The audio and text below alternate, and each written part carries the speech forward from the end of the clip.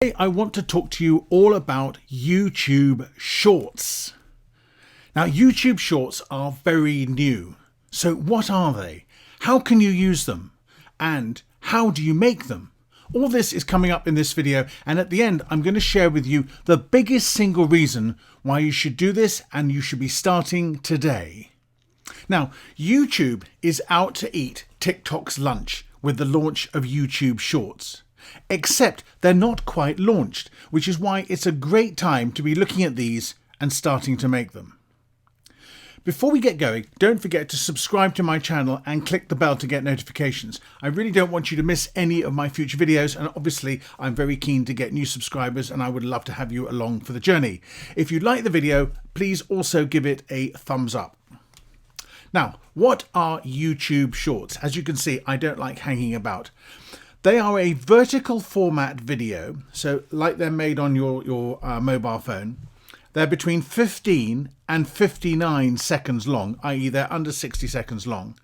They can be viewed on the YouTube mobile app. You just swipe down at the moment to see them. I think this will get more sophisticated in time. It is still very early days for these. Now, as I'm making this video, only users in India can make YouTube Shorts directly on their YouTube mobile app. I'm sure this is going to be coming. Now, why India? Well, TikTok has been banned in India, which is leaving that market wide open. And obviously, it's a fantastic beta testing ground because it's such a very large market. I definitely expect a wider rollout of this functionality in the coming months. My assumption, I've got no inside information. So what does a YouTube short look like? Well, here's one of mine. So secret one, let's not hang around, let's get straight into it. Secret one, why are you making your video? Well, obviously it's to educate, it's to entertain, it is to inform. But who are you making your video for? Your audience? Well, yes and no. Why are you making a video? Well, actually, you're making your video because you want it to feature in YouTube, you want it to rank in YouTube, and you want it to be found in search. Remember, YouTube is a search engine, and you need to tailor your content to YouTube to give yourself the best chance of reaching your audience. So for whom are you making your content?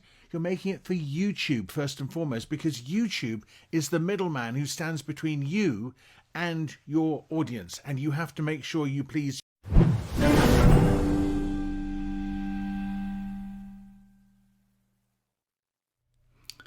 Now, every creator can make them and upload them to your channel.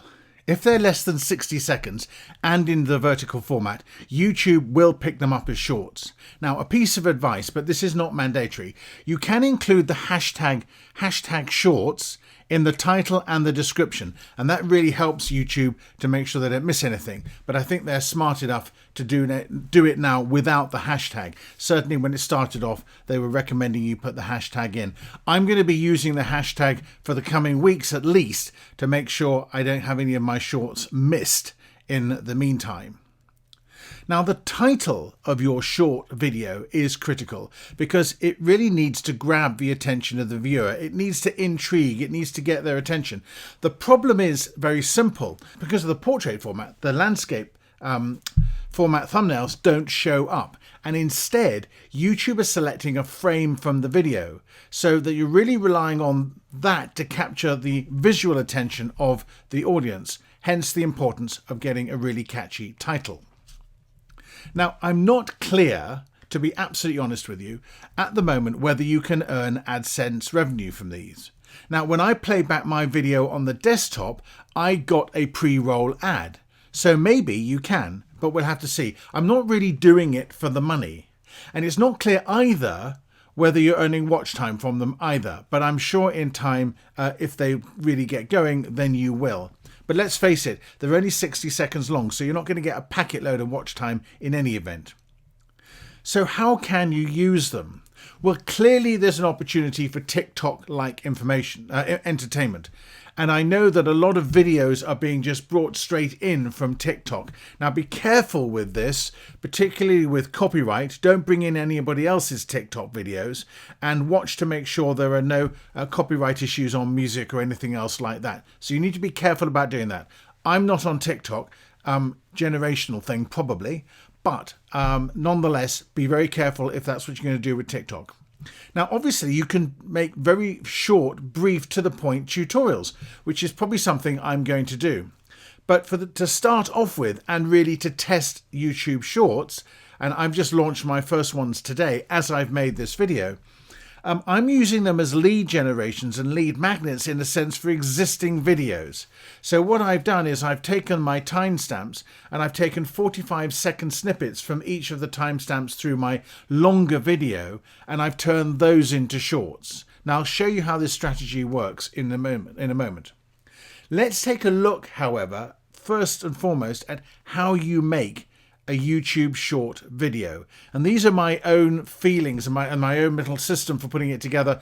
You may well have better ideas. The basic parameters are very simple.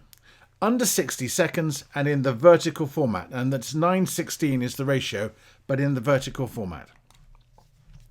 Now, I've created a very short 4-second intro to start my videos. And you can see it here.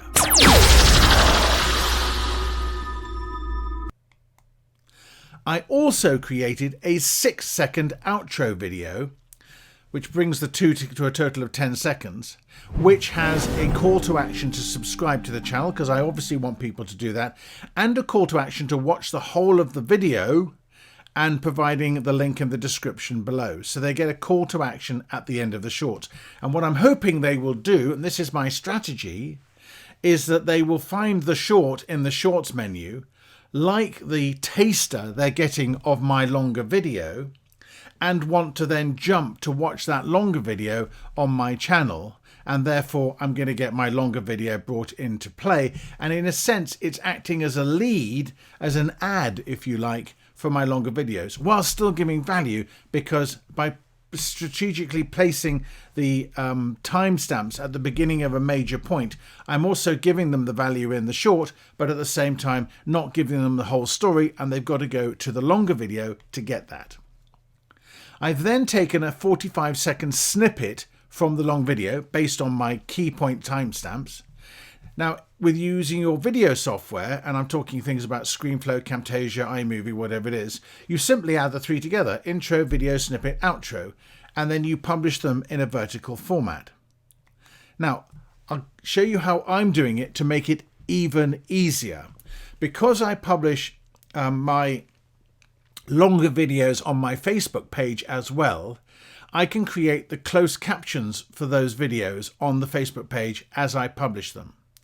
I then bring these videos and the timed snippets into Repurpose.io, which then gives me the ability very easily to create vertical format videos with the intro and the outro attached. This picks up the title of the video and the closed captions from Facebook too. So I end up with a shorts YouTube video, which has got an intro, it's got an outro, it's got a very clear title, the video itself is in there, it's got closed captions, it's got everything you could want to make it very easy to watch, particularly on a mobile phone, even if the sound is turned off. Now, Repurpose.io publishes these vertical format videos to my Dropbox, and then I'm ready to upload them to YouTube. This is how I set up the manual settings in Repurpose to make sure that I pull in the right format of video, the closed captions, the intro and the outro, and get the 45-second time right. So if you do want to try Repurpose.io, and I'll put a link in the description below this video, then you can have a go and you'll see how simple it is to do.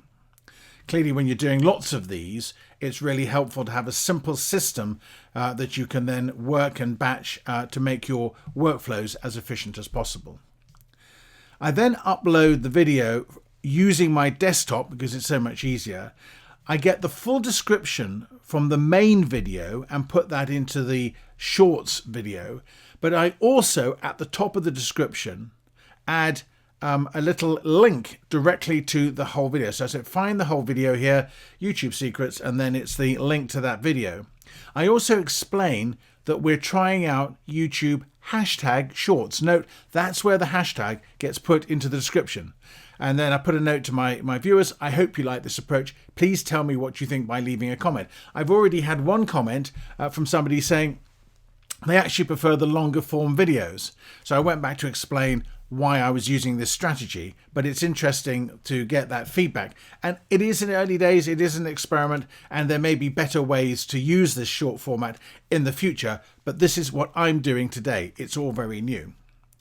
So then looking at the detail of the upload, as you can see, I've used the hashtag shorts in the title, and as I've already mentioned, it's also in the description.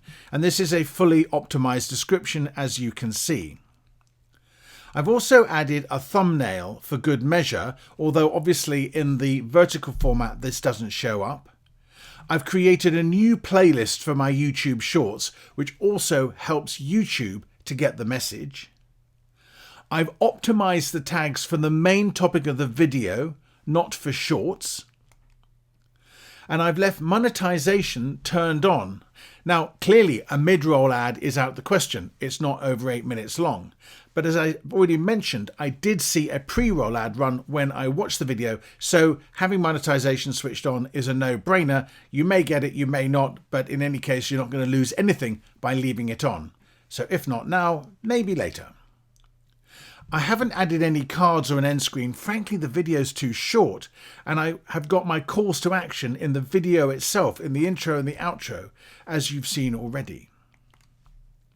Now, I've marked the video to go public when it goes live, and I did do a test with my first video. I let it go up unlisted and let YouTube check it over to see if they had any issues with monetization. None came up. So I'm very confident sending it public straight away. However, I've got 10 videos in this sequence. So I've sent the first live, and then I've got the other 10 scheduled to go a few every other hour. You know, they're going out about every 2 or 3 hours over the next 2 days to see how these are going to work and what impact they're going to have.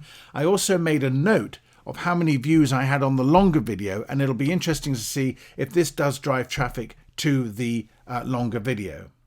Now, each subscriber with notifications turned on will get a notification when these get published. So I don't want to send out loads of these videos all at the same time or in very short sequence, because I'm really going to upset my subscribers. And obviously, I don't want to do that to you.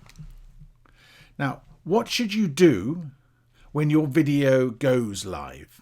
So here's some specific actions which you should always try to do with each video you publish on YouTube.